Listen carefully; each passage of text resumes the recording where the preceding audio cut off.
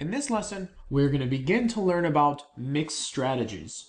Before I even define what they are or talk about what is known as a mixed strategy equilibrium, we want to consider a very simple game called matching pennies. So again, in this game, like all the ones we've been looking at, there are two players. And what they're doing is they're sitting at a table and they're choosing simultaneously at the same time to put a penny down on the table. And all they can choose is whether the heads is up or the tails is up. And what does this mean? This says that player 2 will always prefer to match. So if they match, they both put heads or they both put tails, player 2 gets a reward of 1. On the other hand, player 1 always prefers to mismatch. For example, when player 2 plays H and player 1 plays tails, player 1 gets 1. Of course, when they match, player 1 gets -1. So again, it's two people sitting at a table. They put a penny down on the table and they choose whether it's heads or tails. One of the players, in this case player 2, prefers to match with his opponent, where player 1 prefers to mismatch. So, is there a Nash equilibrium of this game? I'm going to do this just for one of the boxes, and I encourage you to do it for the rest of the boxes.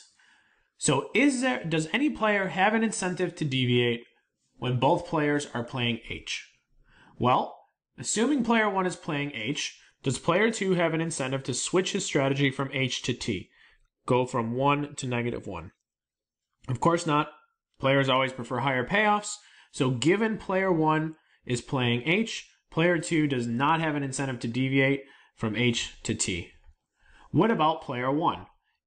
Assuming player 2 is playing H, holding his action constant, does player 1 have an incentive to switch from H to T? Well, of course he does. Player 1 prefers to mismatch, so if he knew player 2 were playing H, he would of course choose not to play H and instead play tails, T, and get a reward of 1 instead of -1.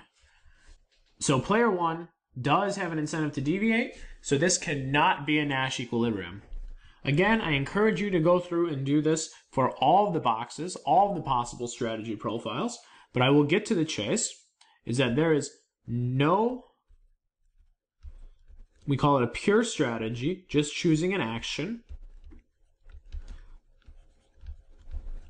Nash equilibrium.